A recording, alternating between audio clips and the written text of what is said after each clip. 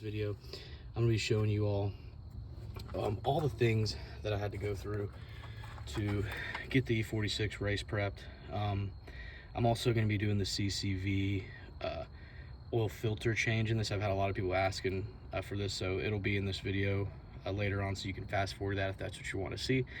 But yeah, I'm just gonna, in the beginning of this video, I'm gonna walk you through all the different things I had to do to get the car race prepped, and just some of the little things I ran into.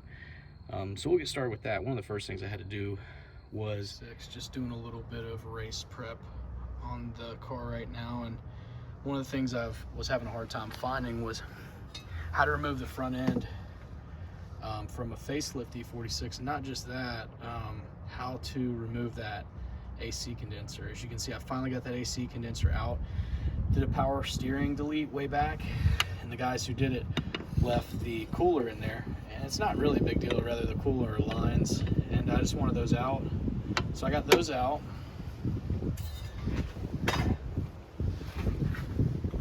And also got this big condenser out, so now you can actually see the beautiful CSF radiator.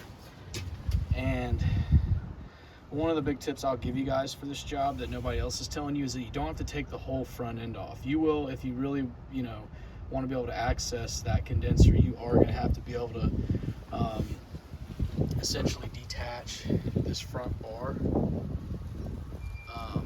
But I actually only took the left side of the bumper off. Of course, you do those, those bolts down there. Take that off, but I only did the left side, and as you can see, I was able to get the condenser out. So just a tip for you guys, Super E46, we are out. Look at that beauty. Just got done doing an AC delete, finishing off on the bottom part of that, doing the pulleys and all that stuff. But yeah, I'm actually doing a little bit of race prep. Got the first ever event coming up for the Super E46. It's actually gonna be a spectator drag race. So I've got that coming up in about 2 weeks now, and so I'm just doing some race prep. So as you can see, I've got this 5W40 Moly Gen, some liquid Moly engine flush, some MOS2 anti-friction, some Tektron complete fuel system cleaner, and I've got a bunch of Seafoam. And so basically what I'm going to do is do a little bit of engine work, or rather engine prep, just to get it running on all cylinders. Also got some new spark plugs. So yeah, let's go ahead and get into it. All right, so I've got my new Laser Platinum spark plugs here with the four prongs on it. Those are supposed to be the best from what my BMW mechanic has told me in the past. So what I'm going to go ahead and do here is actually take off this cover, take out the ignition coils, and then once I do that, I'm going to also take out the spark plugs, and then that's when I'm going to pour that Seafoam in there. I've been doing a lot of reading, and apparently the Seafoam can actually help loosen up some of those piston rings, which can help with oil consumption, all that stuff. Now the one thing is you do want to let the engine soak, so I've still got quite a bit more work to do on the suspension and everything else to get the car prepped. So what I'm going to do is go ahead and take off this cover, take out the spark plugs, and then fill each hole with some Seafoam. And once I do that, I should be able to actually drive the car within a day or so, and it should be running smoother than ever. So let's go ahead and get this taken off and get some of that Seafoam. All right, we got that cover off, and as you can see, there's a pool of oil under here, literally not good. I did a new valve cover gasket on this, so it is possible that something happened there and it's leaking through. What I honestly think happened though was when I was pouring oil into the engine, I did spill a good bit one time, and so it's always possible that could have seeped down. I'm hoping and praying that's what happened, but we'll find out as we start to get everything undone. All right, now let's go ahead and get these ignition coils out and the spark plugs out.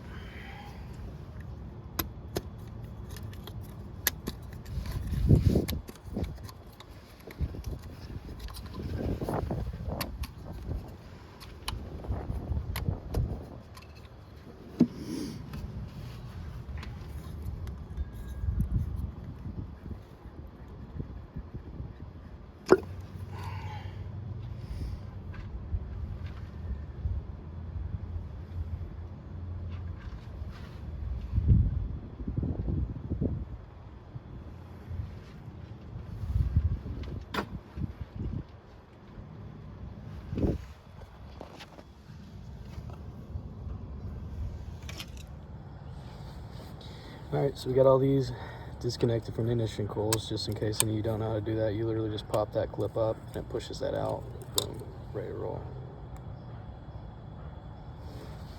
Alright, so now we're gonna get the rest of those coils out.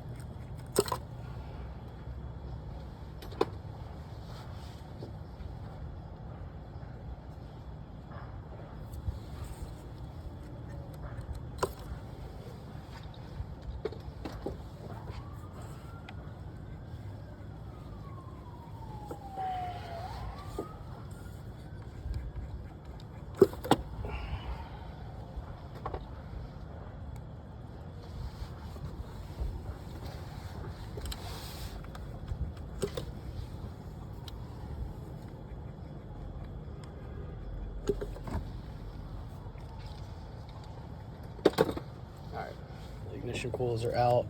Now time to take the spark plugs out. And I know I showed you guys the spark plugs earlier that I have. One of the things that I was going to let you guys know is that there's no point in doing all this. I mean, if you're getting new spark plugs, there's no point in doing all this if you're just going to put brand new spark plugs in right after you put the cleaner in, because there's chances are you're going to contaminate them and get a bunch of grit on them. So I recommend pouring this seafoam in here like you're going to see me do, and then of course run the car with the old spark plugs, and then if they're working, and then once you do that, clean everything out, take it out, and then put in the new spark plugs.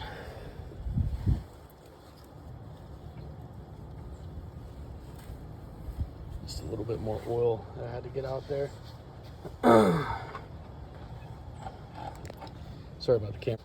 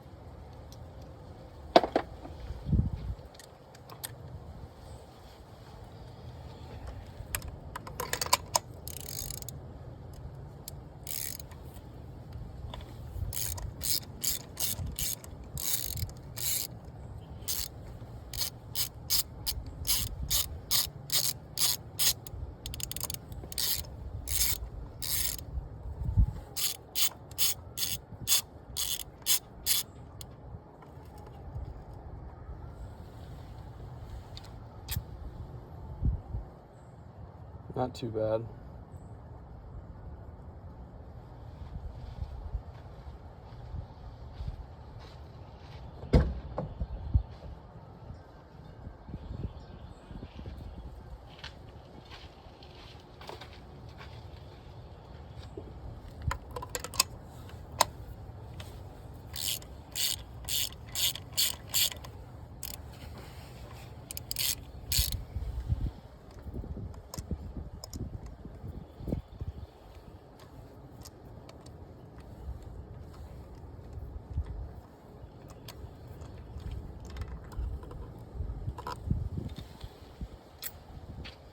Not too bad.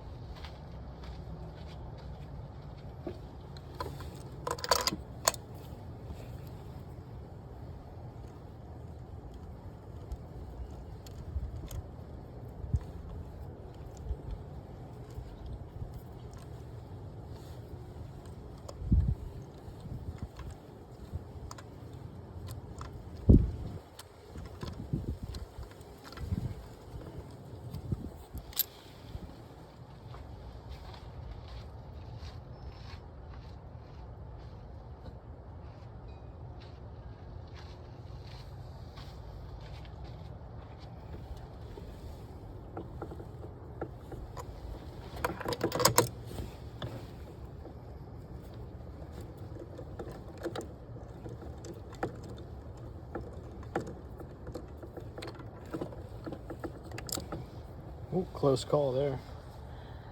Not too bad.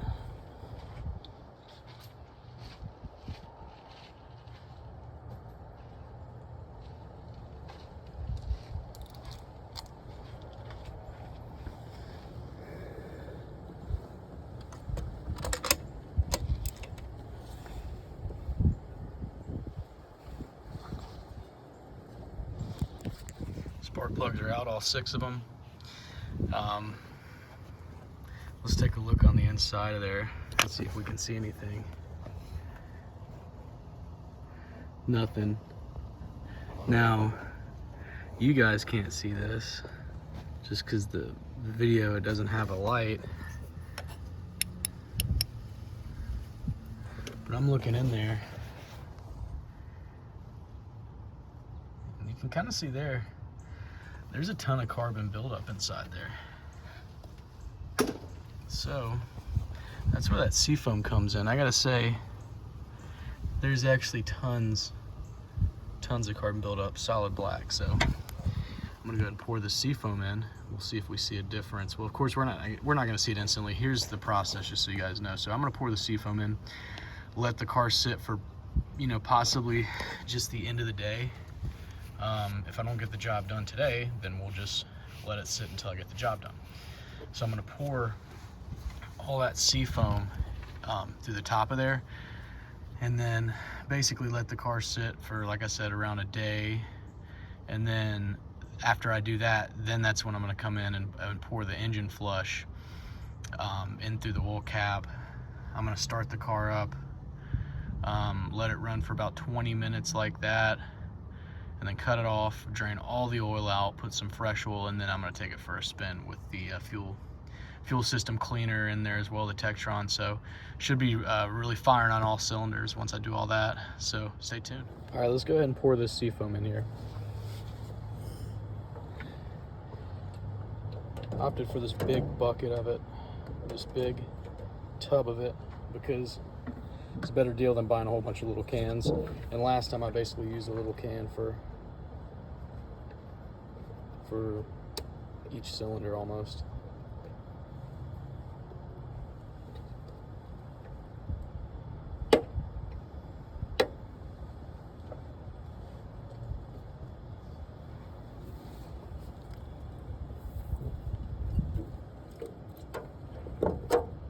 It's gonna be tricky. I might need a funnel, I just don't want. Yeah, I'll be back, guys, getting a funnel.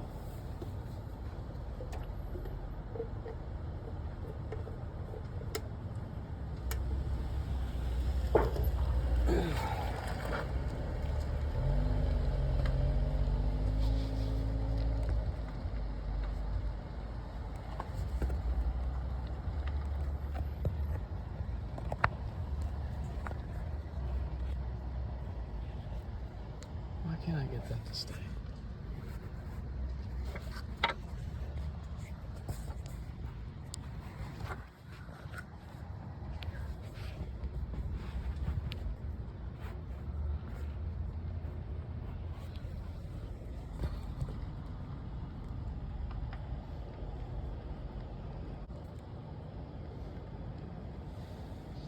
That should be good.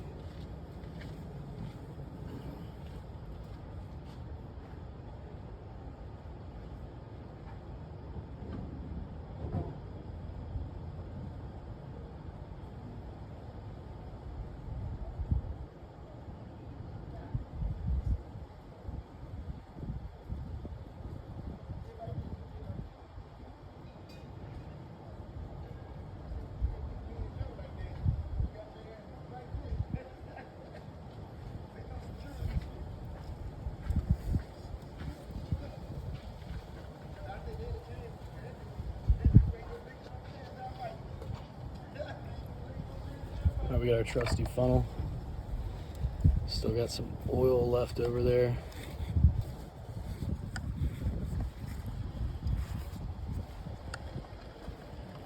All right, we're gonna give that a shot.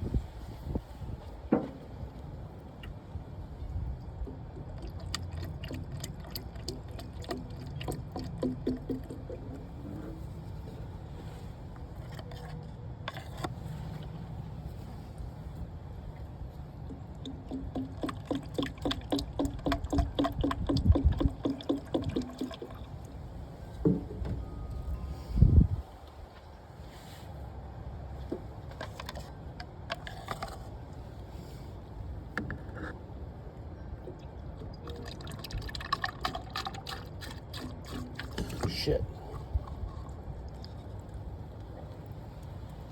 Pour too much of it.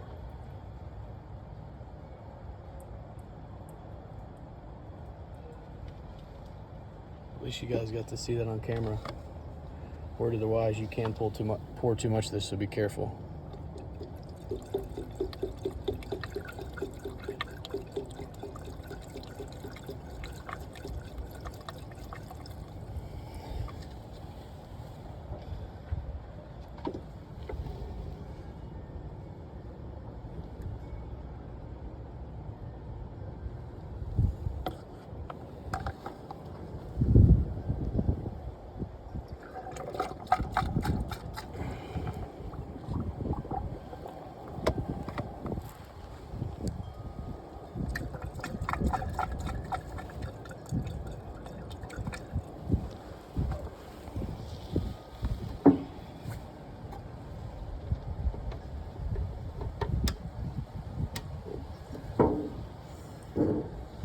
Alright, I screwed up there, guys. I put way too much seafoam in there, as you can see. Yeah, so that wasn't supposed to happen.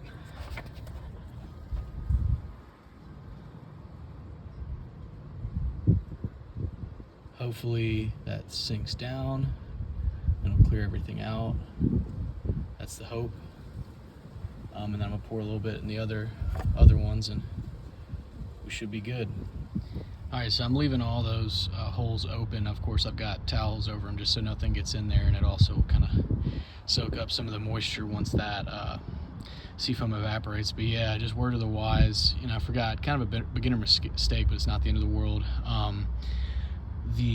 Basically the crank, each cylinder is not at the exact same point, and so that's why, you know, that one cylinder, when I poured it in, it wasn't able to take nearly as much of it, and so it's filled like way up. So it's just gonna take it evaporating. It might take a day or so, might take longer. Heck, might have to get a vacuum cleaner, might have to, you know, stick some sort of microfiber cloth in there to absorb all that stuff. But I'm hoping that it'll evaporate or seep down. That's kind of the goal. And then and what you guys didn't see was I poured some of that seafoam into the oil cap as well to help really break up some of that sludge on the engine. I'm gonna let that sit in there just for a little bit, and basically tomorrow I'm gonna try to crank her up, and so I'll keep you guys updated.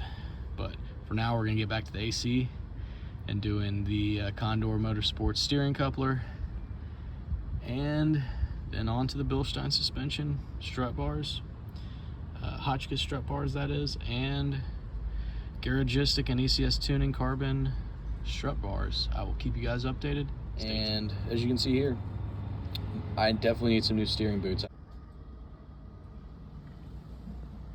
So I did the Condor Speed Shops steering coupler.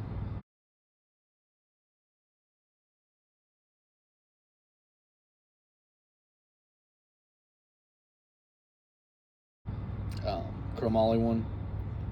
Went on there pretty well. Everything looks good. But while I was doing that, as you can see here, my steering rack definitely needs a new boot. So my boots for the steering rack were really torn up, so I needed some new boots. Those are pretty expensive. I recommend getting them online just to save yourself some money, because they are much cheaper online than they are at the dealership. They're like upwards of $100 just for a rubber boot. So definitely something to think about. And you know, the big tip I'm giving you here, guys, is you don't actually have to remove your tie rod to do this job. A lot of these videos I'm seeing, everybody's like, oh, you remove your tie rod and then you do this and you do that. I saw this other guy, the name of his channel, giving him a huge shout out, man, because this guy is a huge lifesaver on this one. My tie rod was stuck. I had a puller and everything. The puller did not work. It was just that stuck. It's not that it was rusted, it just is plain old stuck. And so I ended up actually taking his advice. What he did on this video, he did it on an E36. And as you can see here, I've got the tie rod disconnected from the steering rack. So It's kind of hard to see, but yeah, I've got it completely disconnected.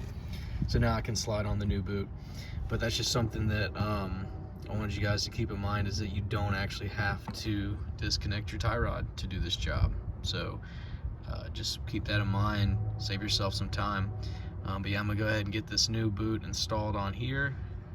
Plenty of DIYs out there, but that's just kind of the main tip I wanted to give you guys, is you do not have to uninstall your tie rod on the E46, at least the facelift model that I have. You do not have to uninstall the tie rod in order to get that boot on there. You literally just get disconnected. You just take a 14 to 25. I think that's a 25 or something like that. And then, yeah, there's videos on how to do that portion of the job. But yeah, just keep that in mind. Don't remove your tie rod if you don't have to, unless you're replacing it. But yeah, that's all I got for now, guys. I got this Mobil 1 synthetic grease as well. And so what I'm actually gonna do is, watching Scott Project Farm, he actually said there is a difference between synthetic grease and non-synthetic grease. I'm literally just gonna pack this whole steering boot full of grease, so that hopefully I'll have some smooth steering, because I don't have any power steering, so hopefully that'll smoothen it up a bit.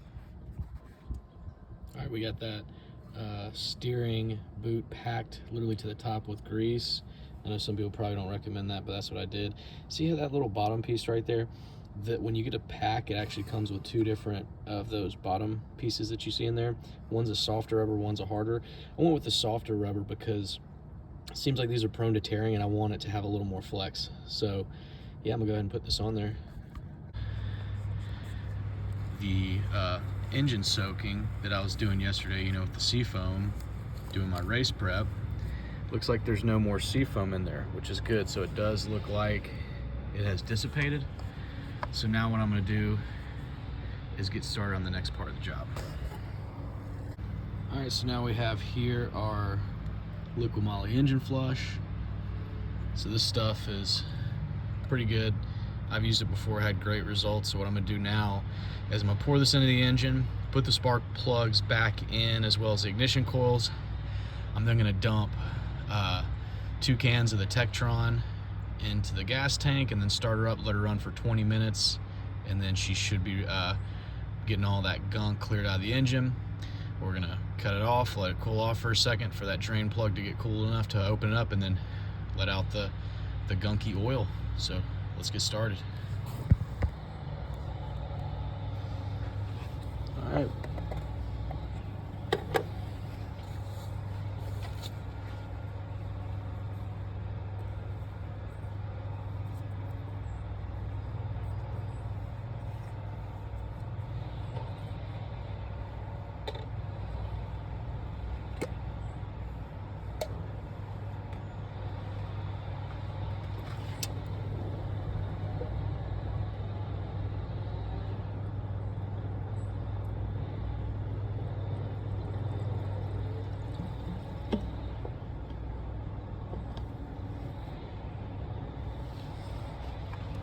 There we go.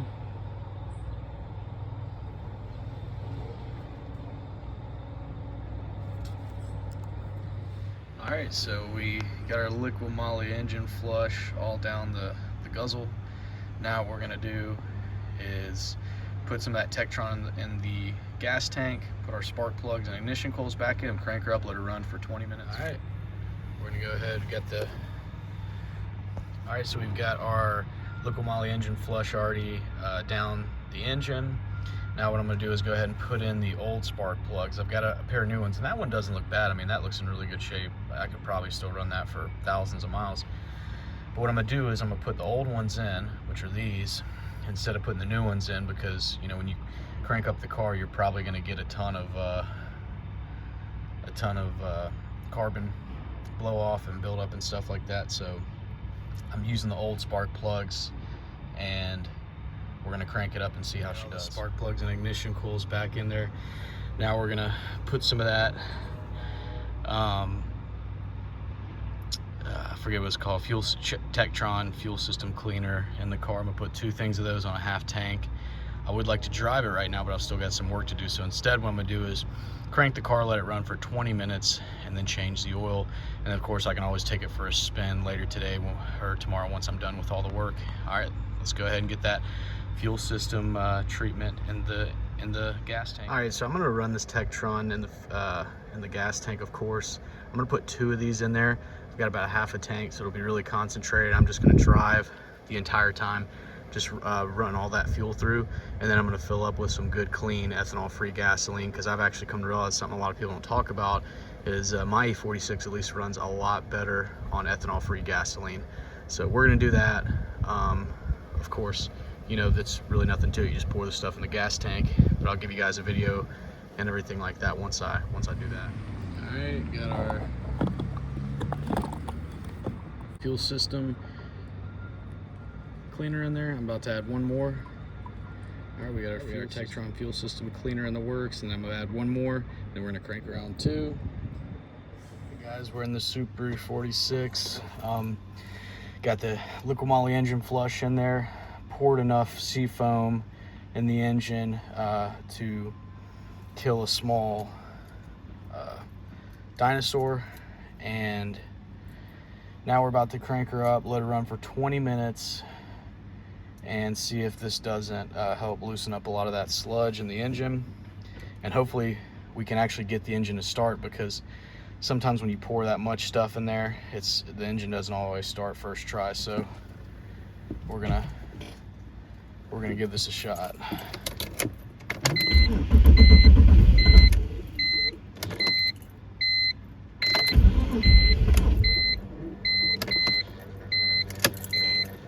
All right, that's not good.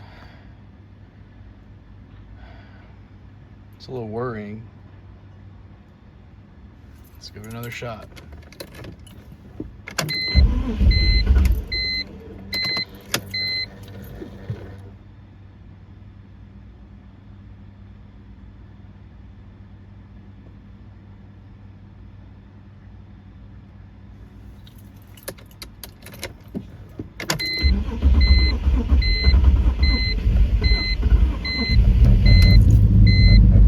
Oh, she runs.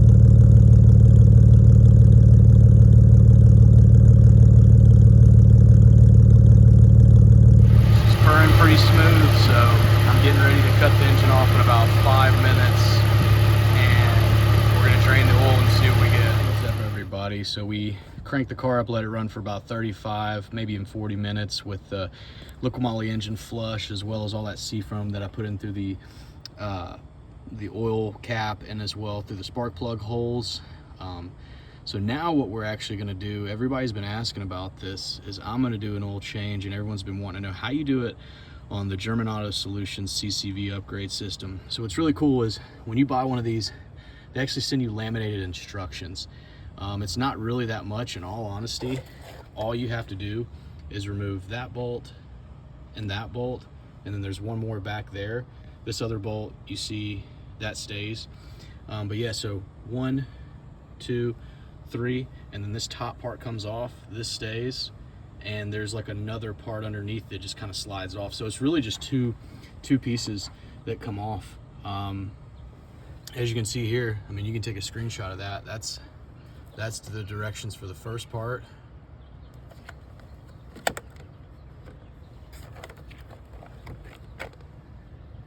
As you can see there,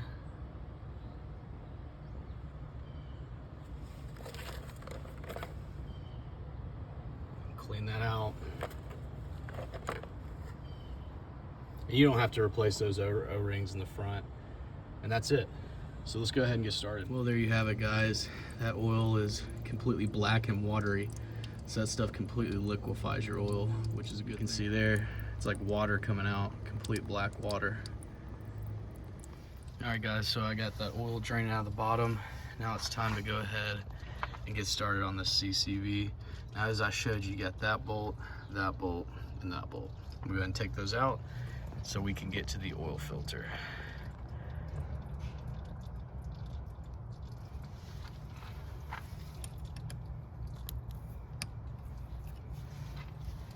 There's no torque spec for these that I can remember, so you just want them on hand tight. You don't want them screaming tight, as they say, because you will have to remove it, you know, every time you do an oil change.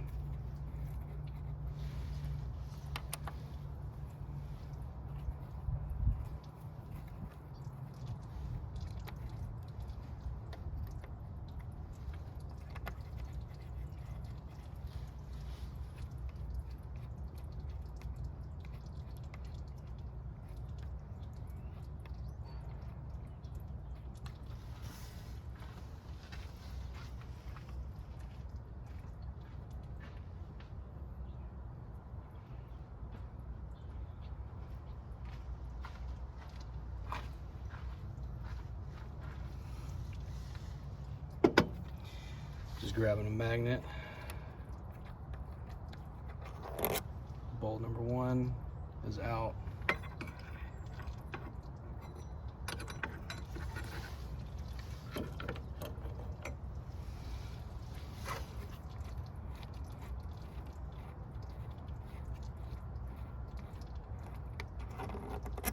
Bolt number 2.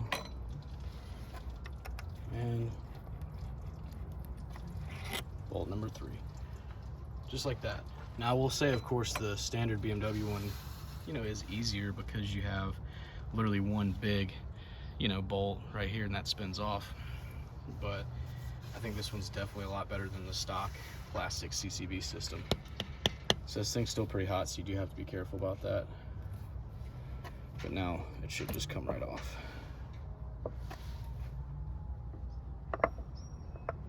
Boom. There you have it. Comes off. Now for the second piece, this you kind of just slide off as well, if I remember correctly. Yep.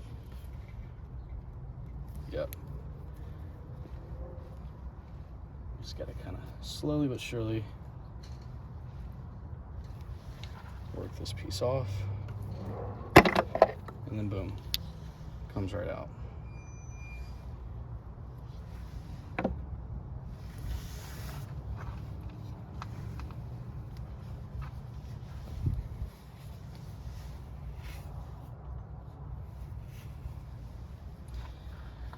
I recommend too, if you have any cleaner, spray off the inside of that housing with some cleaner, just anything that will get some of that gunk off.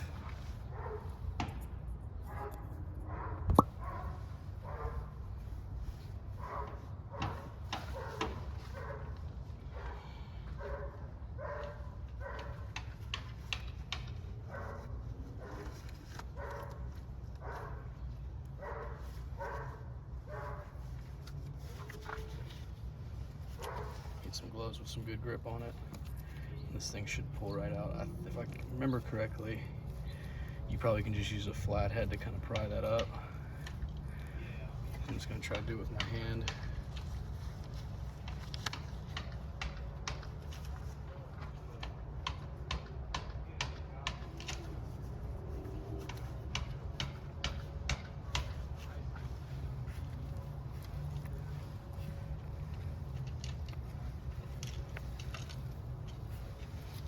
I think I'm gonna use a flathead because it's been a little while since I did this.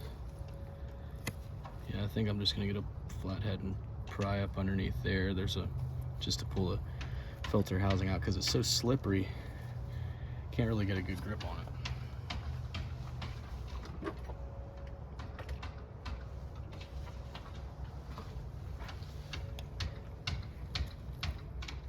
There we go. Yeah, you don't even have to put a lot of force into it, it just comes right out. Doesn't look too bad.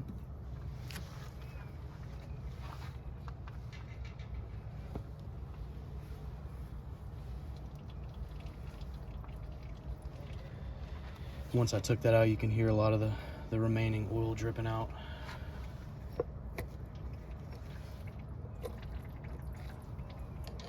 And it's just so slippery, I can't seem to get it out. There we go. Ooh. I just spilled oil all over everything.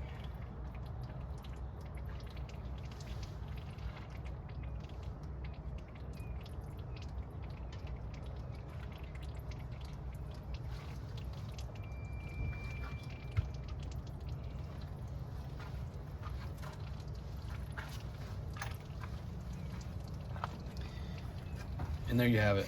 That's how you do an oil change on the CCV system, or rather, that's how you change the filter in the CCV system. I guess while you guys are watching, I'll go ahead and put the new filter in. So if y'all just give me a second, I'll run and grab that new filter and be in business.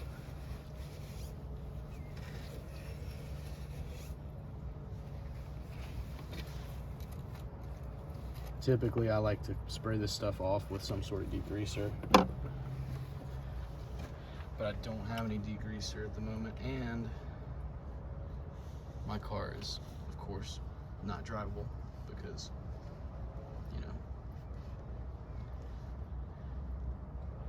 so everything's taken apart.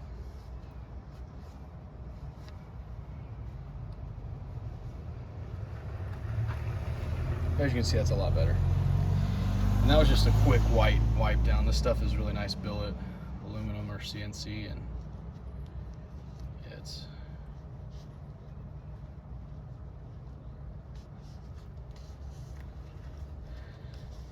definitely worth the price. I can tell you right now, I've had this thing on the car for, I don't know, maybe a few years, 2 years.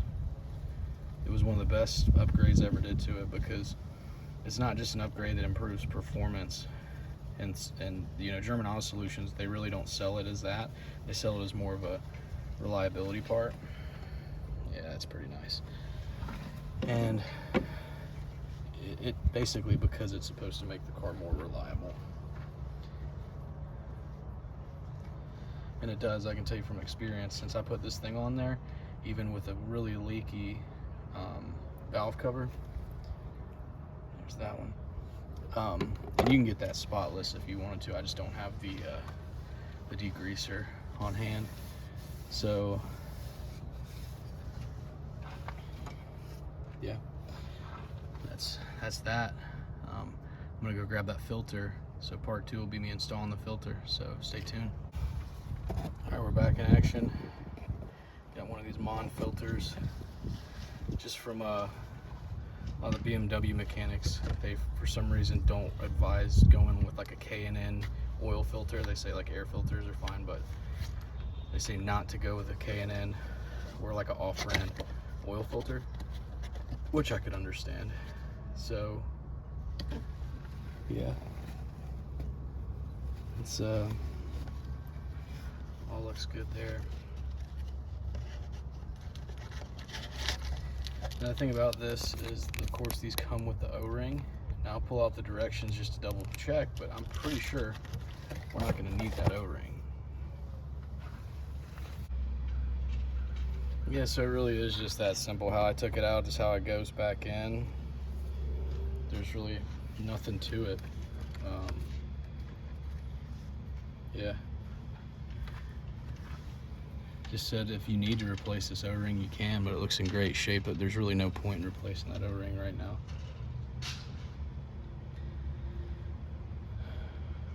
So it all looks good. That's pretty much it. So now we're gonna go ahead and put that new filter in, bolt it down, and put the new liquid moly gin in there.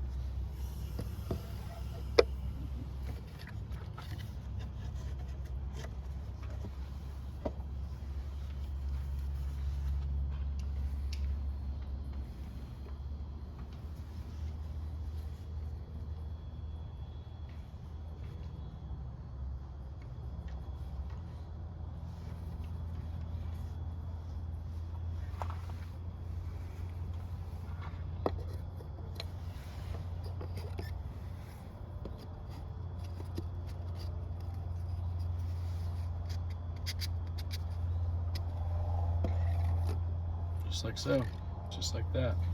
I slid that piece in a little bit just to make it easier, if that's even necessary, which I don't think it is.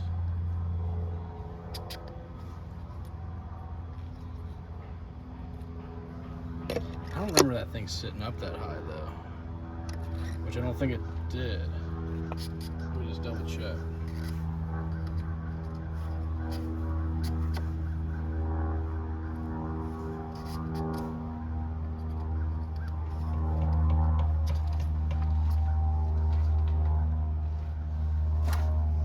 Yeah, because I know I had to use a flathead to get that out, but I think that thing sat lower in there. Yep, this thing's supposed to sit flush. So there we go, just like that. Just put some more force, pops into place, and you got your new filter and everything ready to go. We also got this stuff here. I like to run that in first, just because it's gonna be the first thing touching the engine even before the engine oil. So that's the anti-friction. You know, the Sky Project Farm does a ton of really good reviews, and he reviewed this stuff. Said it worked pretty good. I think he said the Ceratec worked better, but the thing is, I'm using Molygen motor oil, which is it basically has all the same properties as Ceratec. Liquid Moly doesn't actually recommend to mix Ceratec with the Molygen oil because they say it's already treated with it. So we'll go ahead and get started on that.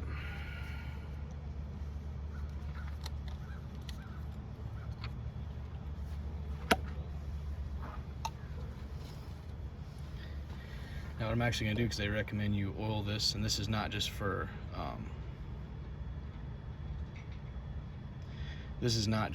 like this CCV system. They recommend you put oil on the filter in the standard one too. And so I'm actually just running a little bit of this anti-friction on top of this. And it's no big deal because it's going to go right back into the engine either way.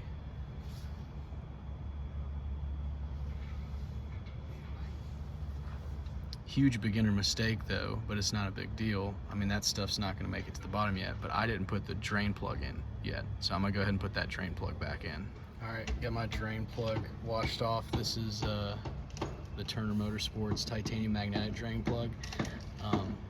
I didn't do like a review on this on YouTube, but if you guys follow me on Instagram, you should definitely check out a video I made. It had really big particles of metal on here. The great part is that when I changed oil this time, no metal particles. So I did just get fresh rod bearings, And you know, you can't listen to what everybody says. Some people say, oh, if you find metal particles in the oil, you're done, engine's done. It's not necessarily true, because I've changed the oil twice since then, and this is the second time that there has not been any metal particles on the end of that. Now, I did clean that off. There's some sticky stuff, but no metal particles. So, good stuff. Just make sure you have that all cleared off, free of debris. Put a little washer on there, make sure not to over torque, and then we're gonna go ahead and install this and then fill her up with oil. I got another little trick for you. So I just realized, you know, like in these BMWs, when you change the oil, it just keeps dripping, keeps dripping, keeps dripping. Well, if you want to make sure you got as much of that, you know, the dark oil out as you can either pour some seafoam in there or engine cleaner down through the oil dipstick. Not the oil dipstick, the oil filter, or even just through the engine oil cap. Or you can actually pour, like if you have some cheaper oil that you're just trying to, you know, basically get to run through the engine, you can actually pour that in first with the oil pan drain plug open. Not a lot, just a little bit. It'll actually kind of force out the rest of the oil, and once you see that the oil dripping out is clear, you then know that you've got most of that gunk out. So just a little tip. Now, as you can see, we actually have some clear oil coming out, which is good. It's definitely pushed out most of the dark oil, so now I can, once the rest of that little bit of the Rotel I poured in, I didn't even pour in I poured in like a half a cup, if that, just to kind of help that flow. So now that that's should be good, I'm gonna go ahead and start putting in the new oil after I leak out all that stuff. Okay, so what you guys missed is that, and looking back on this, I definitely, had I known I was gonna do this before, I wouldn't even pour any of that MOS2 friction stuff in there, anti-friction. But what I did was I had some cheaper Rotella oil that really is winter weight anyways, and it's getting warm again, so I'm not really gonna be able to use it for a while. And it was cheaper stuff I got from Walmart. It still worked good.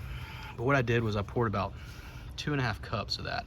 I poured about a cup here and then a cup in through the actual engine oil cap. And the amount of black oil that was coming out at first was crazy. So you can tell it's actually pushing out the rest of that stuff, because you know, if you just let the car drip, it can only drip out so much.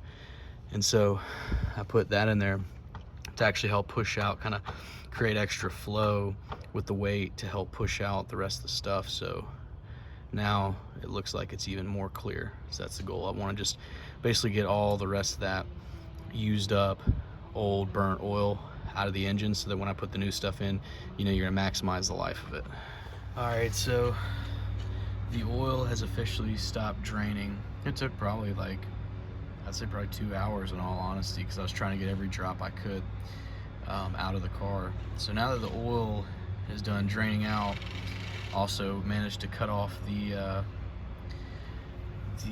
power steering rack boots, because they were bad. So tip there is getting just a pair of pliers to kind of pull that off. And if you don't have pliers, cable cutters actually work really well to just kind of clip the tip of them off, and then use a small flathead. So that worked really well. So now let's go ahead, and the oil pan drain plug is in now, so I can go ahead and pour in my anti-friction MOS2 as well as the Molly Gen. So let's get started.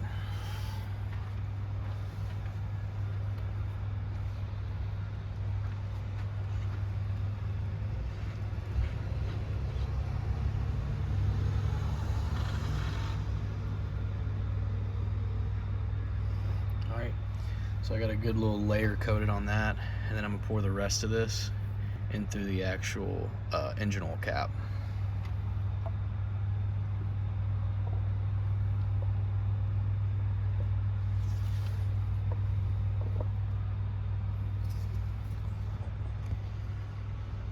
Fits like a glove.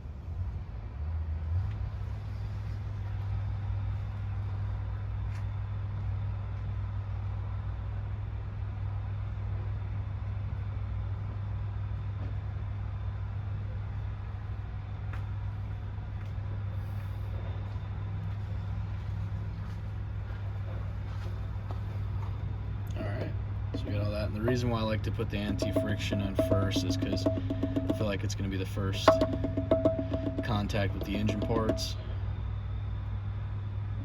And of course it does also mix, so either way I'm sure it's fine. But that's still draining out. And we're about to get this Molygen stuff in here. I've never used the Molygen. I've heard a lot of good things about it. So this is the stuff I went with right here. Well, I'm gonna try to get you guys a good view of this stuff.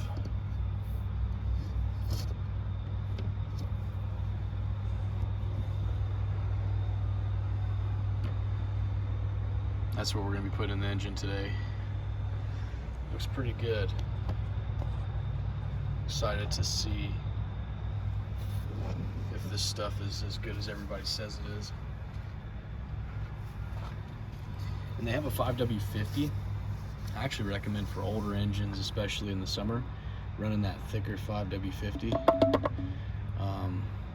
It's still kind of cold where I'm at, so I'm going with the 5W40, but it's about to get warm, so I think it's gonna be good.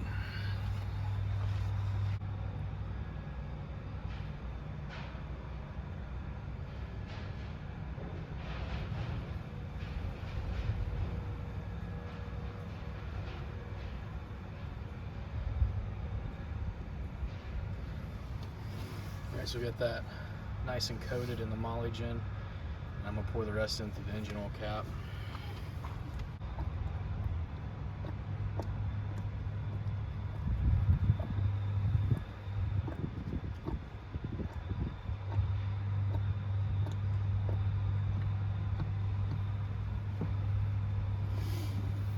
You guys may already know this, but if you don't ever want to spill any of your liquid moly oil again, that's the oil cap. You actually can pull this and that thing comes out, so you literally never have to worry about spilling it again. You can basically turn it upside down and it's gonna coat the engine.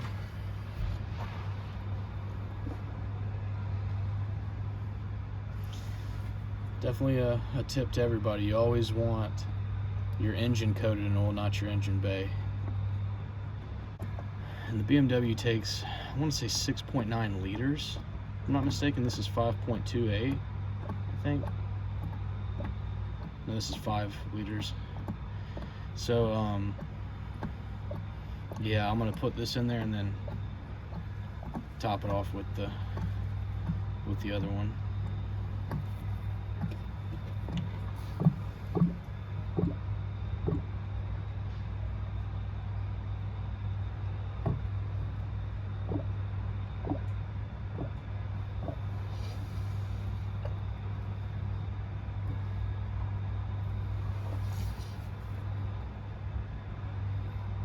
Yeah, Molygen looks like some good oil, I gotta say. And yeah, I'm embarrassed that I never knew that about the cap, because I've been using liquid moly for years, and yeah, I just am surprised I didn't know that. Surprised that I never knew about being able to basically, you just pull on those tabs on the top of your liquid moly can and the oil can, and it literally pulls this little nozzle out essentially. So you don't even need a I'm drawing a blank right now. You guys know what I'm talking about, funnel. Yeah, you don't even need a funnel.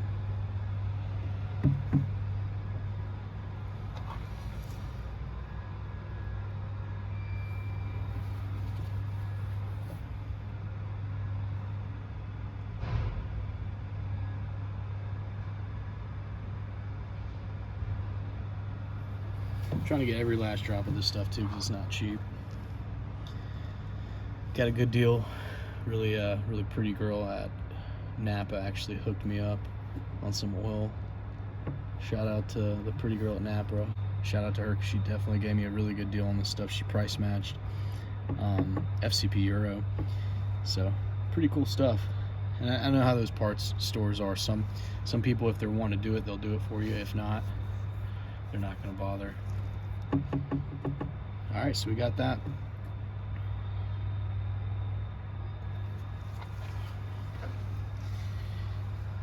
All right, so now you guys don't have to watch me top off the rest of the oil. You guys know the drill there. So I'm gonna go ahead and put this on just so you guys can at least see what that looks like. And yeah, we'll go from there. So let's make sure I got my Allen key.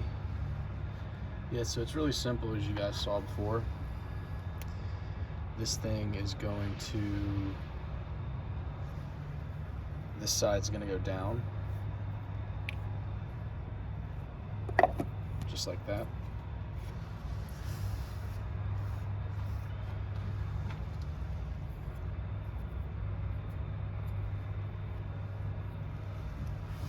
I'm gonna grab a little rag just because it'd be good to clean that off a little bit.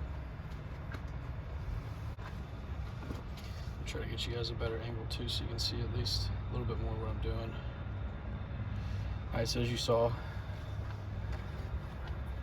you literally just put this piece face down like that, and you can kind of tell the cutout. I mean, it's designed to go over top, so that goes there. You line it up, and theoretically you could just start threading the bolts and it'd be fine, but actually, yeah, let me wipe this off first. All right, so not bad.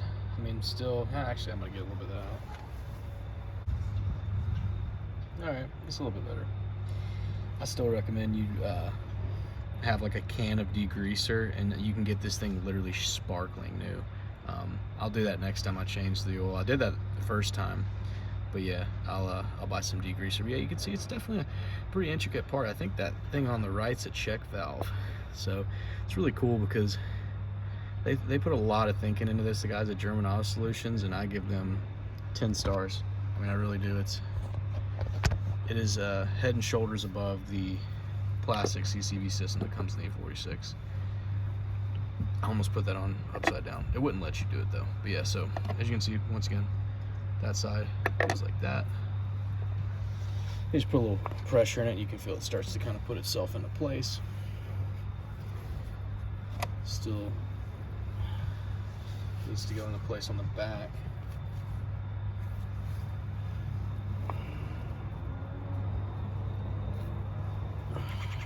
Yeah, I can feel there's still a little bit of space on the back. No big deal. Once I start to tighten it, it should go into place.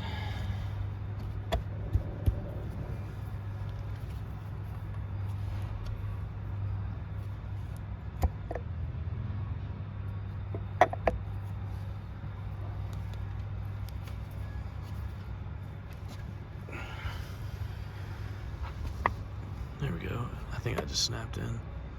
Still got a little space in the back, but I have a feeling once I tighten on that rear bolt, it should be good. Now, I'll definitely check in there with my hand to make sure that it actually sealed. So in the final part, this part goes, you can see those two holes go inside there. These two holes slide into those two.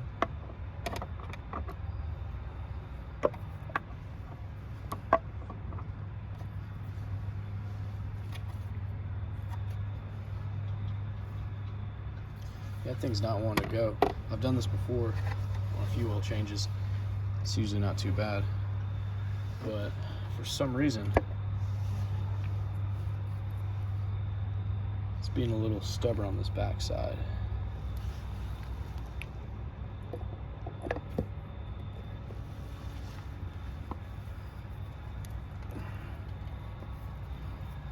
There we go.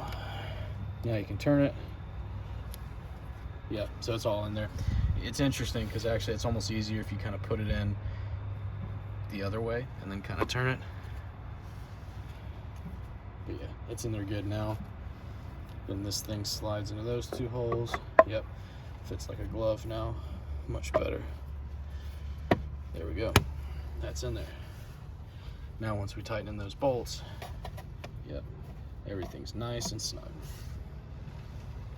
So now we just put our 3 bolts in, and that's it.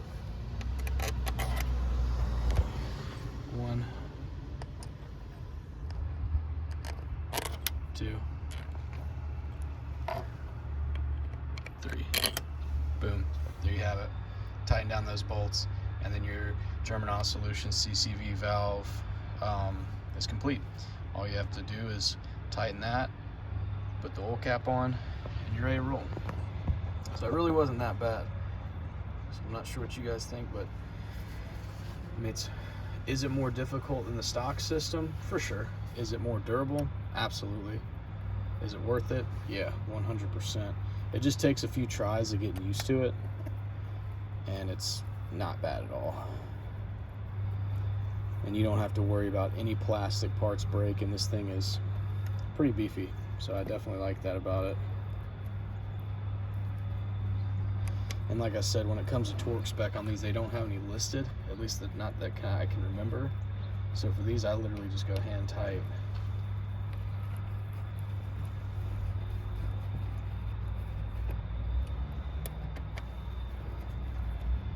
Alright, so we got that. My little technique to get that in there crazy fast works. Okay, so that's about hand tight. I like using the camera. I usually not really much for showing you guys the full DIY. I usually just show the small parts, but nobody else really has this right now that it seems like. So it's one of those things where I want to help the E46 community out as much as possible. But yeah, I like that. Now you can actually, looks a little bit cleaner. So, and you don't have to worry about this. This holds the bottom part in place. You never have to remove that unless you're doing like this oil filter housing gasket or whatever. All right, so those things are on there good. Truth be told, I could probably just be good and not have to tighten them anymore. But what I'm gonna do,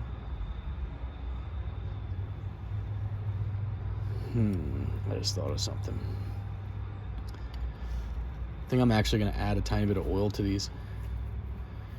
That's what they actually recommended, because they're kind of giving me a little bit of noise. I just want them to screw in a little bit smoother. So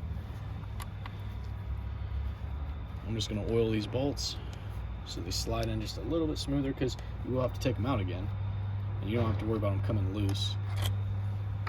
They're pretty good about staying how you left them. That's why I'm actually going to put a little bit of oil on these.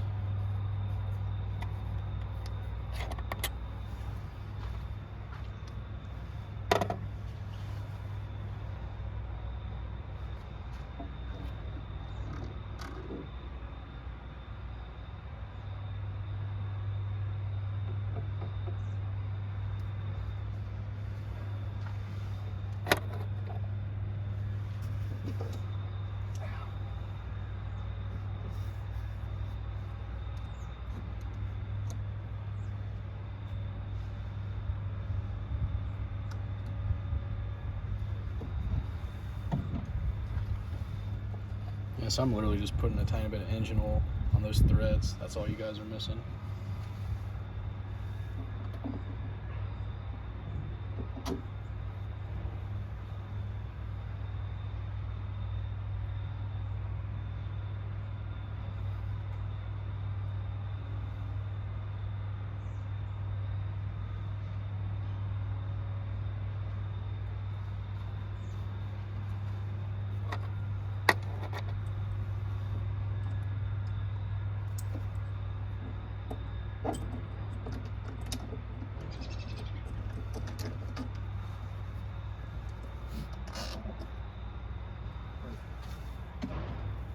Perfect.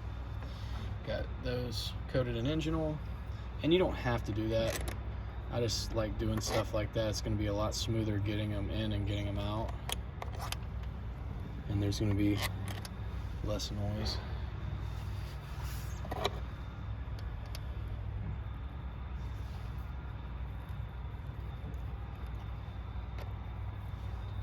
See, that one, even with the engine oil, was kind of giving me a little bit of resistance.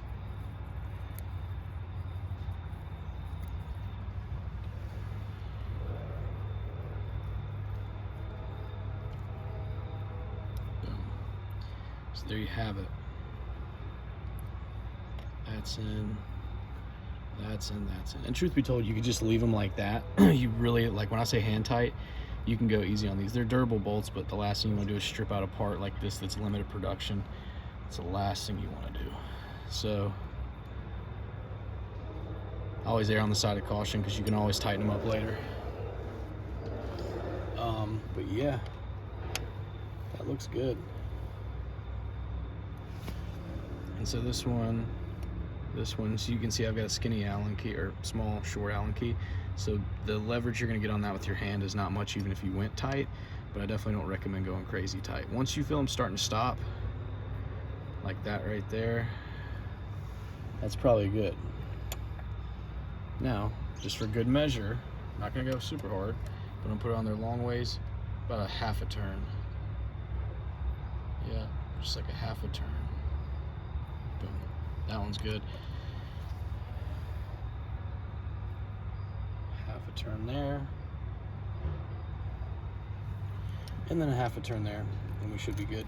And of course, I will go back and just check how they feel after this, because you know, once you tighten all three, sometimes it's easier to tighten the other one. So see how that feels.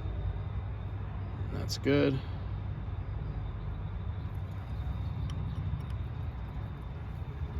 Quarter turn, that's good. Stopped, which is good.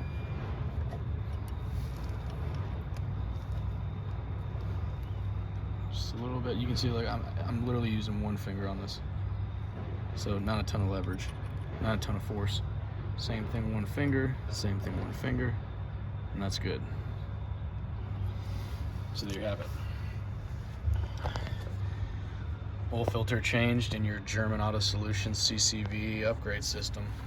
Love this thing, guys. Make sure to check these guys out. I'm gonna go ahead and get started on these rear trailing arm bushings.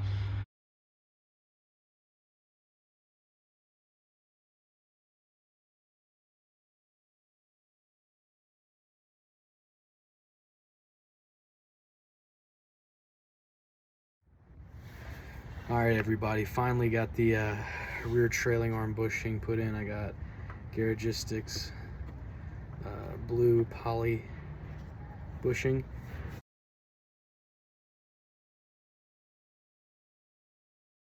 And just look at how smooth that moves. I mean, it's just insane how much smoother that is. And I will say I greased the heck out of it. They give you this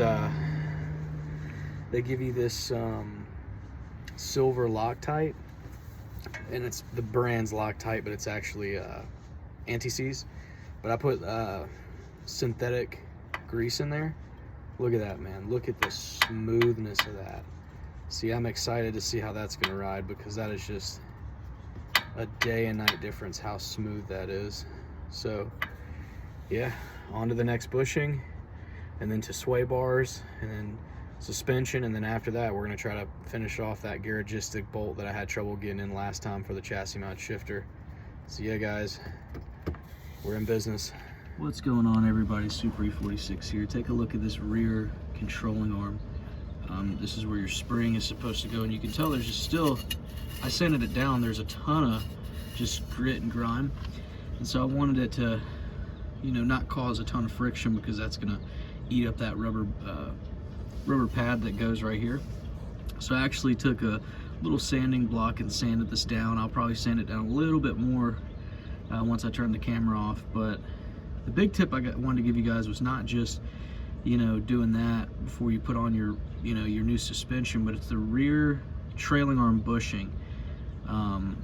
This thing right here off to the left, this trailing arm, there's a bushing connected to the end of it, and for some reason a lot of people just make it seem like you unbolt the trailing arm and it just comes down and you can get the new bolt out. If you're using the actual BMW tool, that's not going to work. It's not going to go down far enough.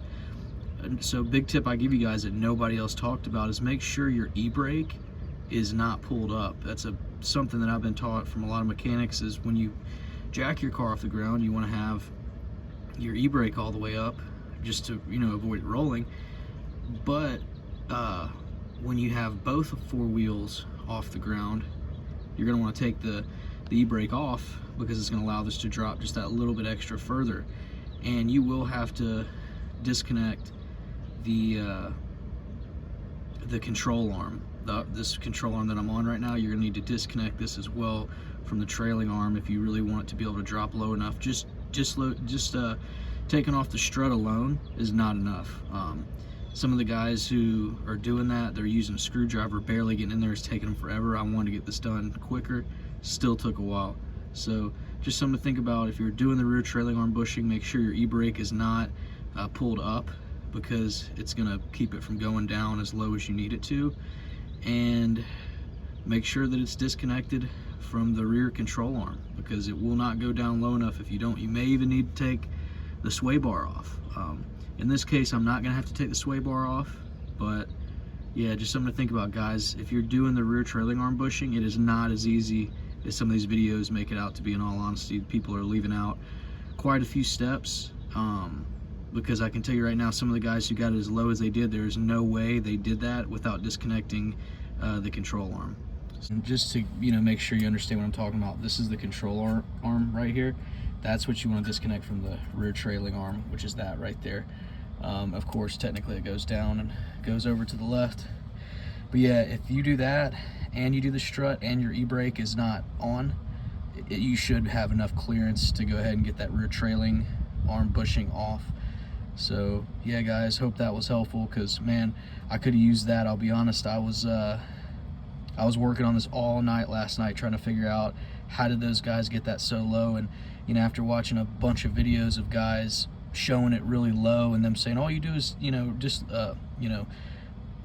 take off the bolt for the rear strut, that just is simply not true. I mean, who knows, maybe there's something different with the facelift model, which is the one that I have, the 05. Maybe there's something different with the 05s versus the older ones or something like that. But I can tell you right now, there was no way to get that trailing arm bushing any lower. It would have put way too much force on all the other bushings just sitting there wrenching down on it. Not to mention, it just wouldn't go down any further. You had to disconnect this rear trailing arm from the control arm right there. So hope that helped, guys. I'm gonna go ahead and get started on this rear trailing arm bushing. Still sanding down the rear control arms just to make it a little bit nicer, a little bit smoother. And yeah, after this, it's gonna be on to taking out the rear strut rear anti-roll bar sway bars, and also the front one as well. And once I do that, we're pretty much done. I'm just gonna try to get this bolt secured from the garagistic chassis mount shifter while the car's in the ground or up in the air. Sorry guys, I can't even talk right now. It's been, I literally worked on the car from early morning yesterday until late night, so still a little tired, but hopefully I'll be done by the end of the day, if not tomorrow, so I can actually take her for a spin, show you guys how everything's driving. All right guys, thanks again, back to the video. What up everybody, SÜPER E46. I finally did it. I finally got that bolt to go through the chassis mounted shifter. I never thought I'd get that to happen. Basically, Garagistic, those guys are really good at what they do. They make phenomenal products, and it's just their clearances are so tight. Their tolerances are so tight. That bolt barely fit through the DSSR even without that shift, basically the bottom of the shifter going through it. Dude, it took me so long, like the process of weeks to get that bolt to go through. And it may not be the same with everybody's, but it's just, it was so tight. And I know why they do that. I've said it before, and they do that because they don't want you to have any play in your shifter. But man, it's so tight, and there's no leverage underneath here. There's no space if you have the drive line on, or the differential. Not differential, drive shaft. If you have the drive shaft on the car, there's no space in here, as you can see, to get any leverage to push that bolt through. So I had to chase it. So basically what I did was I had a smaller bolt. I put the smaller bolt in first and essentially pushed the smaller bolt out with the bigger one. That is the key. I tried everything, man. I tried bending it. I tried, sanding down part of, like, the inside of the DSSR a little bit. And I didn't do it a lot. I literally probably for like 30 seconds with a little bit of sandpaper, so I doubt it did much of any sanding, to be honest. But I tried everything, and chasing the bolt actually worked. So yeah, guys, that's of course part of the race prep, which was getting the shifter to be as tight as possible. So I've got that done. Right now, as I sit under the car, I'll give you guys the rundown of pretty much everything I've had to do. So actually, you know what, no, we'll save that for the end of the video. I'll basically, at the end of this video, I will go through and walk you guys through every single thing that I had to do for this whole race prep, just kind of a summary. But yeah, it is going well. It's been, in all honesty, this was a job that I thought would take, I told everybody in my family, oh, it'll probably be 1 to 3 days. My first race ever, like in real life, automotive race, is coming up in less than, no, right at 10 days. 10 days away. Car is still on jack stands. I still don't have the front suspension on or the front sway bar. The rear sway bar, I have it on there, but it's not fully bolted in because that's another story. When I was basically looking at my exhaust, I realized that I had an exhaust leak because my buddy who put the exhaust on before didn't do it perfect. He didn't do a bad job. But yeah, I've got that set up really well. I'll show you guys that at the end. I just have to set up the muffler with some clamps at the very end. It won't be perfect, but it will definitely be better than it is now. So yeah, guys, hope you enjoyed this part of the video. Keep watching, because I will be putting everything together just to show you guys the full race prep, if it's ready in time. I mean, in all honesty, I have actually reached a point, just with all the thrown wrenches and frustration, that I don't know if it's going to be ready in time. Like, in all honesty, I've got my first race ever coming up. It's a spectator drag race. Like I said, it's 10 days away, and I still don't have the new front suspension on the car or the sway bar. But basically, now that I've got this bolt done, I'm pretty hopeful that I'll be able to get everything else done. So tomorrow it'll be an exhaust, getting those clamps. Hopefully I can find some sleeves that'll fit. Basically, there's a gap in the back of the exhaust. I'm trying to close that. Had to cut my bumper last night, which I really didn't want to do. Pulled out a kitchen knife, no exaggeration. But before I did that, I was using clamp cutters to cut the bumper. Didn't really look good at all. It looked like a T-Rex. Took a bite out of my bumper. It was very jagged. But by the graces of, you know who, I took a kitchen knife and shaved down the back bumper, put some heat tape on there, and it actually looks really, really cool. I'm actually very impressed with it. I'll show you guys that coming up in the video. But yeah, that's all I got for now, guys. So yeah, keep watching, and it's gonna get good. Hopefully by the end of this video, I will be showing you guys the final product. Yeah, thanks again for all the love and support. Appreciate every single one of you, and let's have some fun. All right, guys, so basically these gloves just look too cool not to show off even when you're not using them. So I was looking, and there's like these little hooks here that I could potentially like hang the glove on. But instead, what I'm actually gonna do is, I noticed there's these holes right there. I'm actually gonna put a zip tie in that hole and then a zip tie in that hole over there, so that basically these gloves are gonna sit right in the middle like that. I just feel like it's gonna give it a cool little accent. So yeah, I'm gonna go ahead and mount those up and show you guys how they look when I'm done. All right, guys, so I was kind of on the fence about where to mount it. So I actually went through that hole back there, ran a zip tie through that little one back there, and then same thing on that side, that hole over there, that tiny hole right there. So that's actually how it looks now. It looks really cool, straight down the middle of the back seat. Just gives it a really cool accent.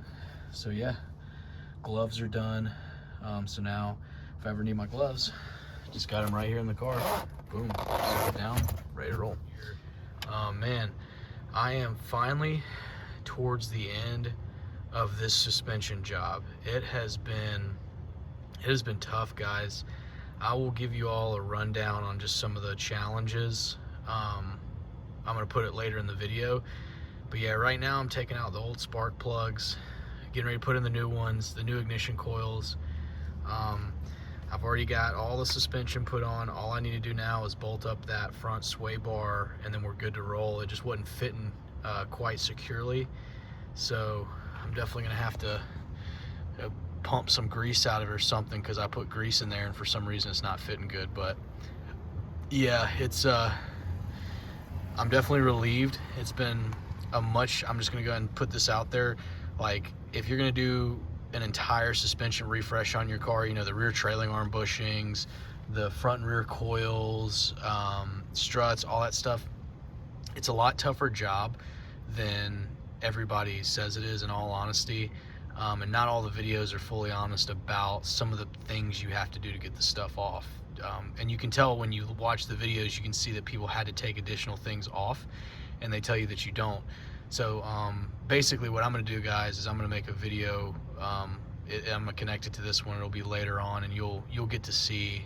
I'm just going to give you some of the tips, like what you had to go through, and so it'll help you guys out. So stay tuned and keep watching, and I'll have this thing on the road in no time. Alright guys, the first tip I'm going to give you for this job, if you're doing a whole suspension overhaul on your E46, is this rear control arm. Nobody says anything about having to disconnect this to get this spring out of here, but in my case you had to. There was no physical way you were going to get that spring out with this control arm up. I even used a spring compressor. It wasn't enough. You didn't have enough space to get anything in there, so I had to literally disconnect this bolt right here to drop down the rear control arm. Another thing that people didn't talk about in this job is that if you're upgrading the sway bar, the sway bar actually contacts the exhaust. So just something to think about. I had to basically fix an exhaust leak because the sway bar was pushing down on the exhaust so hard. So that's just some of the tips to look out for when you're doing this job.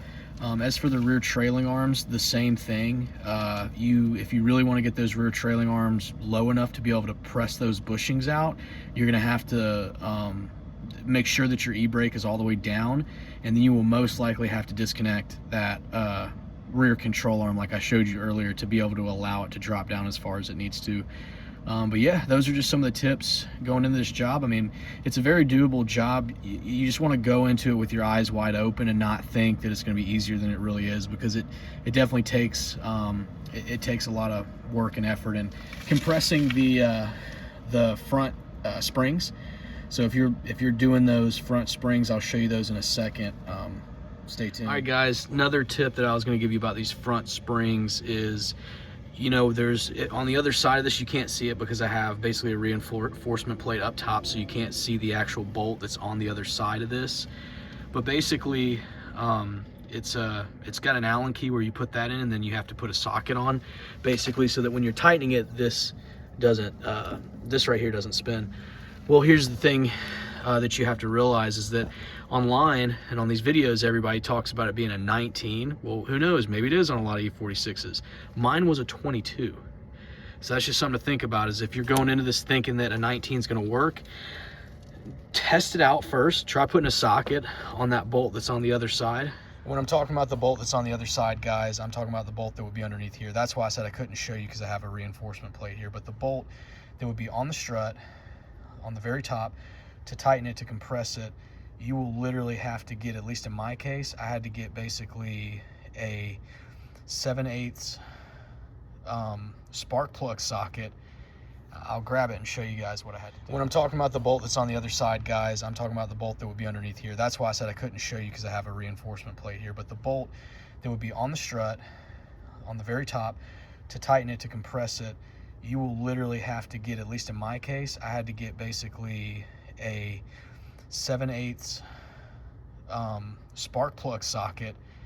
I'll grab it and show you guys what I had to do. All right, guys, so in order for me to get my shock compressed, I had to buy this Carlisle from Napa 7/8 spark plug socket. And as you can see, this 7mm Allen key fits right through it.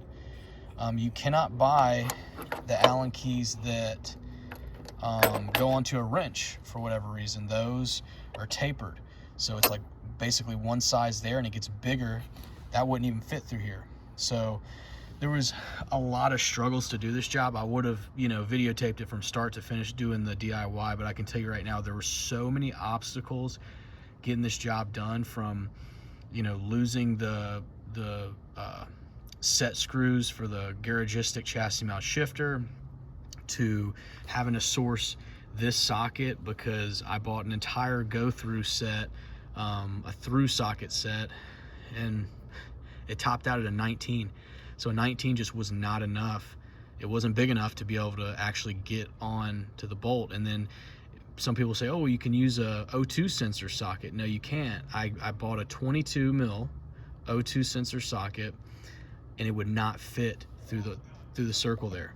So it's just something to consider, is that the only one I could get was this 7/8 Carlisle spark plug socket, and almost no spark plugs are 7/8. That's why it was so hard to find this. And what I had to do, of course, was put a 22mm wrench on there to turn that, and then basically use a little mini pry bar to hold this in place while I tighten down that front shock to compress it.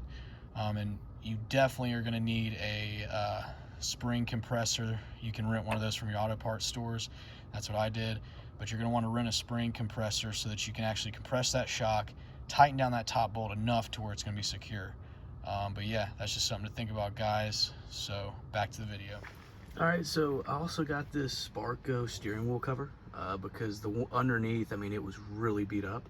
Wanted to you know, have something that you can grab onto that's gonna be comfortable. And this has got really good grip. I got it on Amazon for like 40 bucks maybe, and it also came with these Sparco steering wheel covers, or seatbelt covers. So pretty nice, not bad.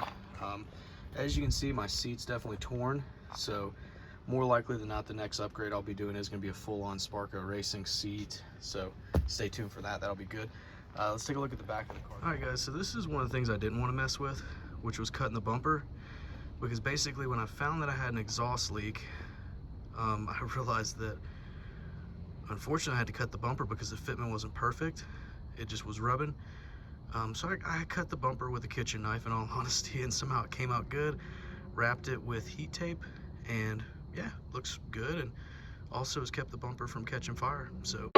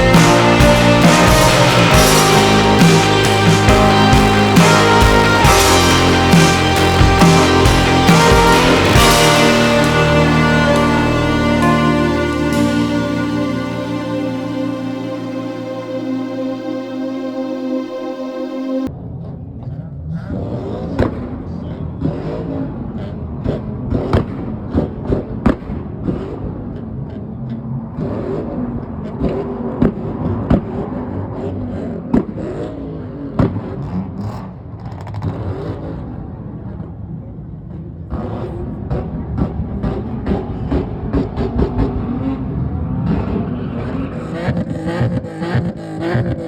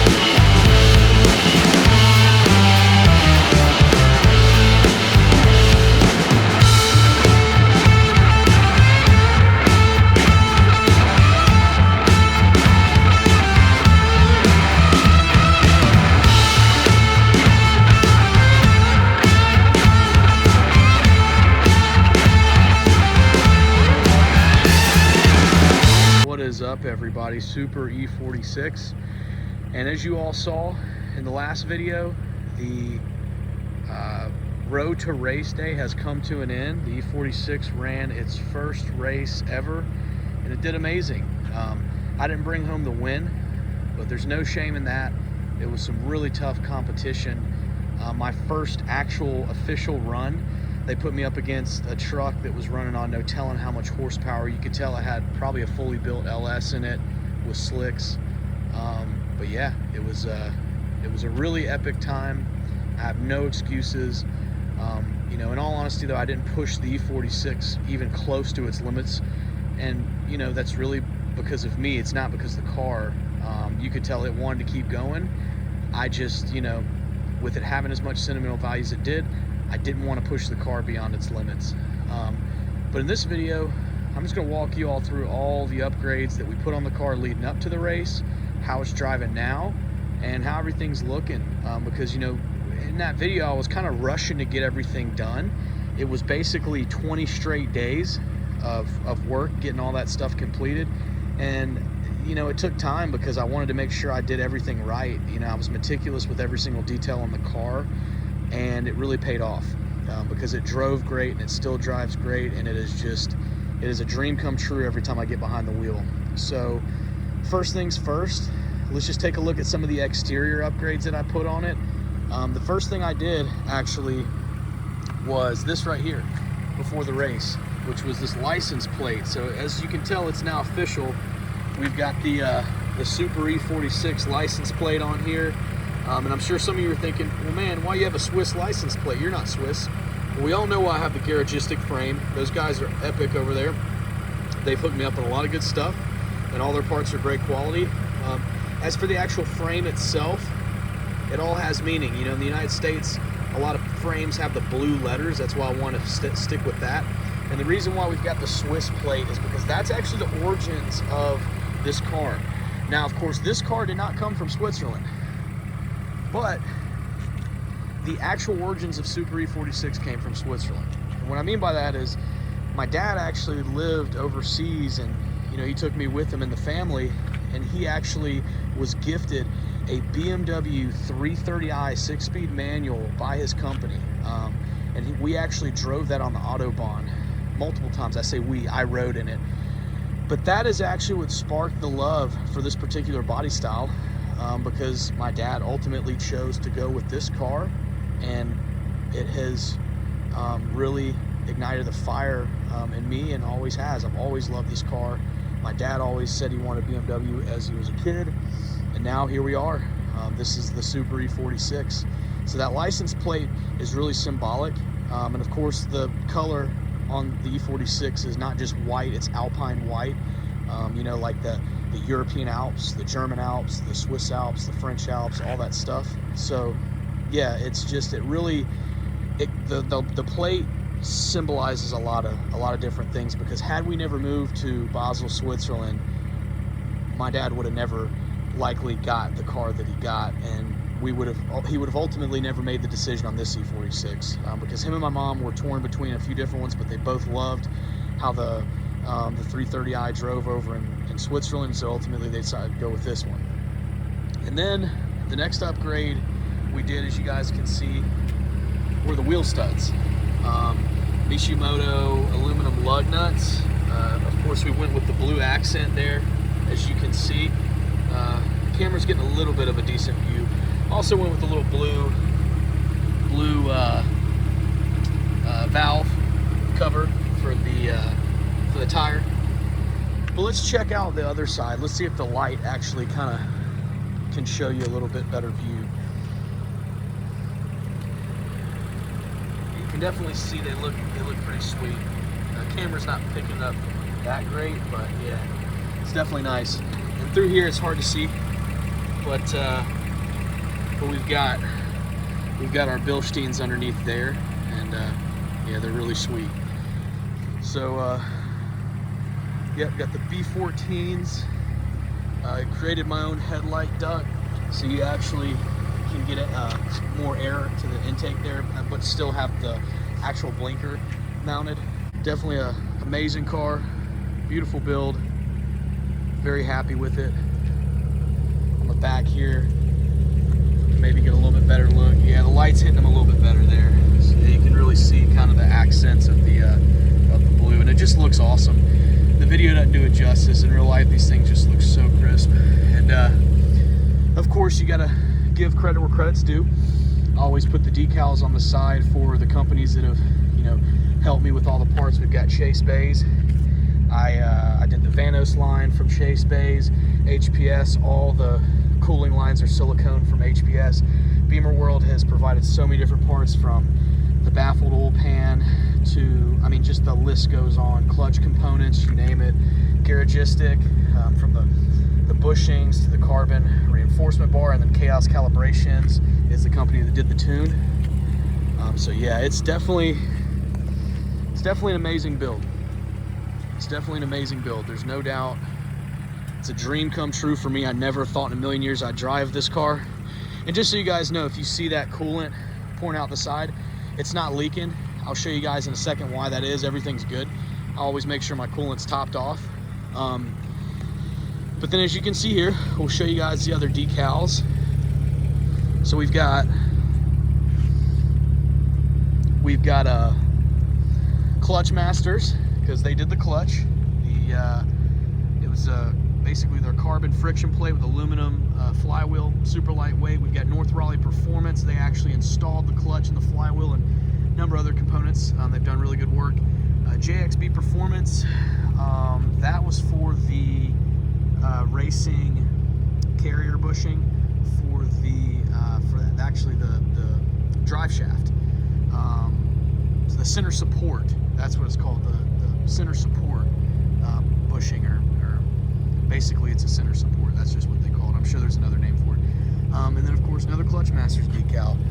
And then on the back here, got our Garagistic decal, and also the most important, because this is truly the reason why I have the car and why I continue to put in the work that I do. In loving memory of David C. Wolverton, 1963 to 2022. He is the reason why I have kept this car. He's the reason why I've put in all the hard work I have. And he's the reason that every time I get behind the wheel, I am just forever thankful, because, you know, without him, the car wouldn't exist. I wouldn't exist. My dream for cars wouldn't exist. You know, he is the reason why I am passionate about cars. He lit really a fire under me years ago when he said, and I say lit a fire, I don't even know if that's the word for it. He inspired me, you know, many years ago when I was playing a video game called Cruising USA. And I actually didn't know what speed was. I knew that if you tried to run faster, you ran faster. I knew all those types of things. Oh shit. That's not good, smoking. Holy smokes, guys, the first bad news that I really can think of on the E46 is this right here. I was literally making this video and I had the car idling, and as you can see, it is severely overheated. I'm hoping everything's good. Definitely worries me. It's never made this noise before, and you can see it's blowing off a hell of a lot of steam, and it actually looks like smoke. I'm hoping and praying that's not the head gasket, but I have, in my entire life, I've never seen that before. So I'm definitely a little nervous. Hopefully I can make it home, but that is definitely not good, man, because you can tell, you can hear it. That coolant is boiling. It's even like hot right here on this side.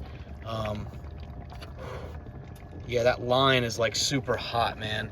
That's not good.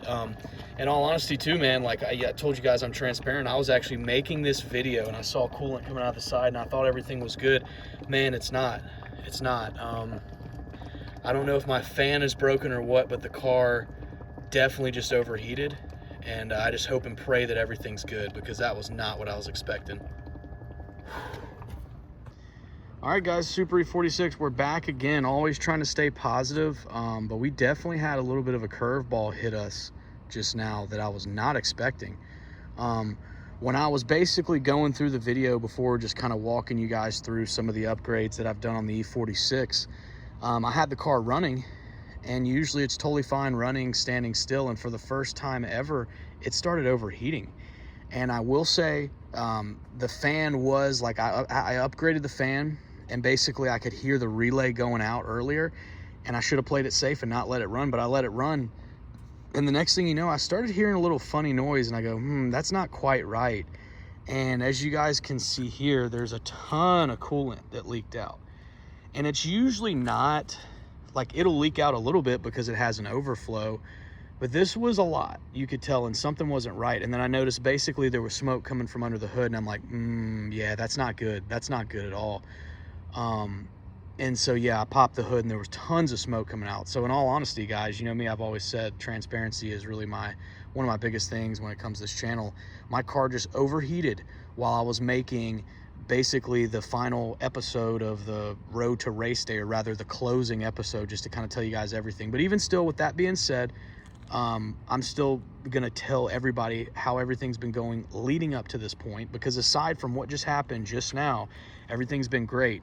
And to me, I think what happened just now has nothing to do with any of the stuff I've done to the car like lately. It really has to do with me ignoring a small issue, which I shouldn't have ignored. It's not like me, but it was the relay that goes on the aftermarket fan. I could hear it was going out, and I told myself I'm gonna order some extra ones off eBay just in case, and I didn't.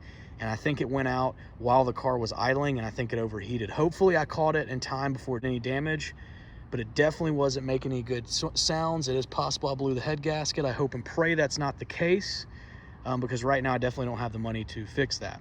But we'll pick up where we left off. So we left off showing you guys the inspiration that my dad gave me. I was playing Cruising USA. I didn't even know what speed was. And he basically enlightened me on what speed was, right? Because I didn't actually know like what speed was. And I'm sure a lot of people are like, what do you mean you didn't know what speed was? Well, I didn't actually know. Like when people would say, oh, this car goes, you know, 100 and whatever miles an hour, I didn't actually know that meant at full speed the car could cover 100 miles in an hour. I just thought 100 or 200 was just some fancy number that people came up with. I didn't actually know what it meant. So basically, he told me, I was playing the game, and he said, do you know what type of car that is? And I said, no. And he said, that's a Ferrari. And it was the car on the cover of, Cruising USA. And when I was just so curious about speed and all that stuff, and the first book I ever read was about the Ferrari F40, and then from there I just became obsessed with cars. So my dad, David Wolverton, is the reason why I own this car. He's the reason why I have a passion for cars and everything, So even though my car could potentially be done right now, I'm gonna still try to look on the bright side. I'm gonna still try to give you guys the content as promised, and we're gonna go ahead and keep going. So first things first, I heat wrapped the engine. I did that because basically I had to cut part of my bumper because there's an exhaust leak, and I figured might as well use the most of it. So I actually cut out a few little custom pieces to kind of give, you know, the engine its own kind of cool looks. And as you can see, you know, it does. Looks really good.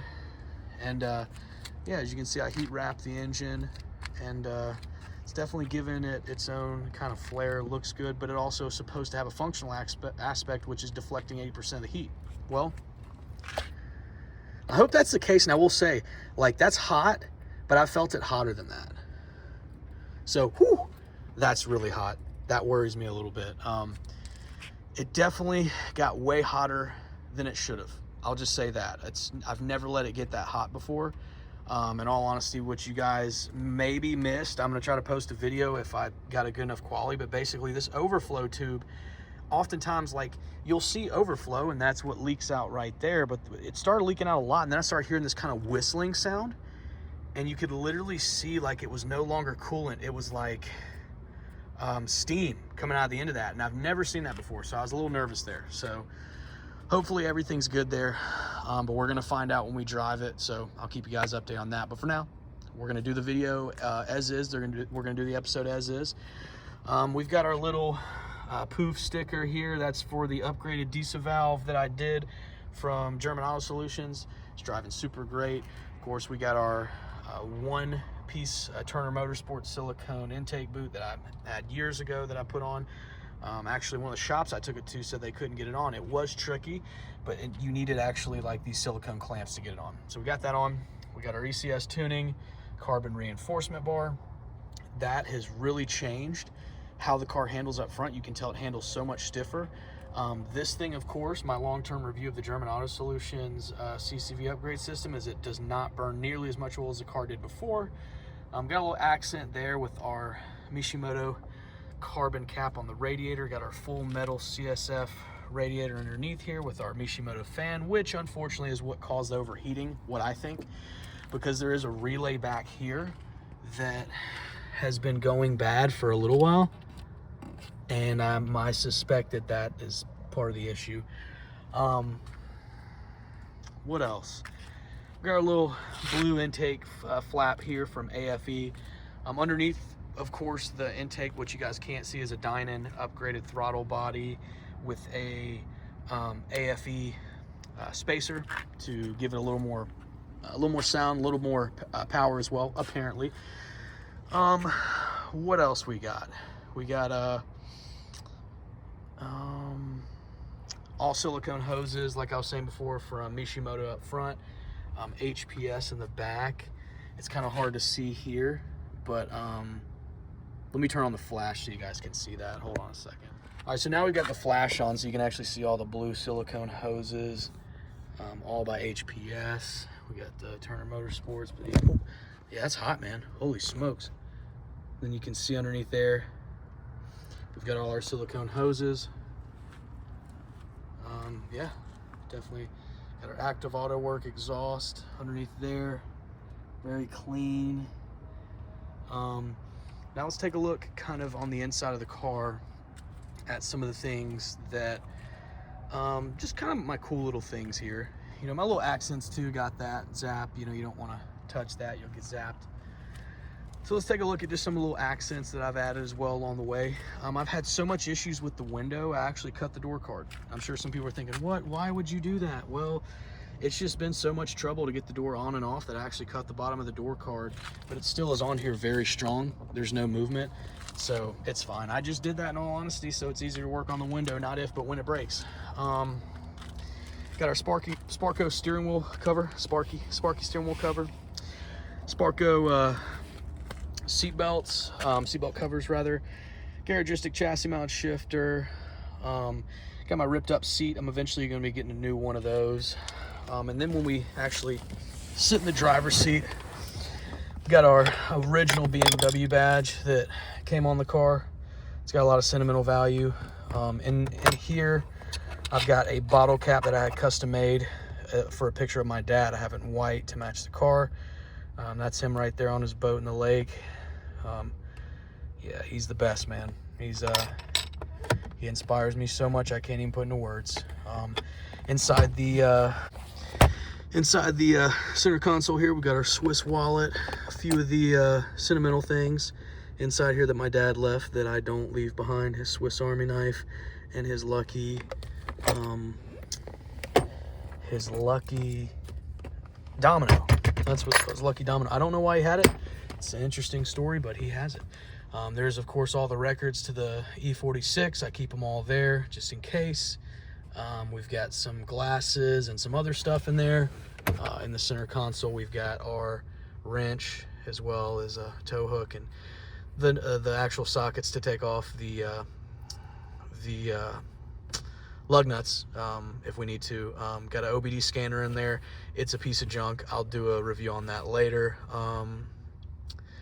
And then that's pretty much it for the front. So let's take a look in the back and see what sort of goodies we've got back here. So as you can see, I've deleted the back seat. We've got our Sparco racing gloves back there. We've also got our Peak antifreeze, which we probably need some of that now. I'm gonna let the car cool off before I put any of that in there, because we've seen those videos where people open that up and they get spewed over in the face. And I'm sure some of you are looking at this like, what the heck has he got going on back here? Well, I've used the bungee cords to kind of keep stuff tied down, and so that this is a little hack I found, is that so that you're like if you have oil or antifreeze, as you can see, like so you don't want it sliding all over your back seat, I actually kind of rigged it in a way to where they both kind of sit right there in the center. Even if you're kind of turning at high speed, they kind of stay right there. So doesn't look bad either. So we've got that.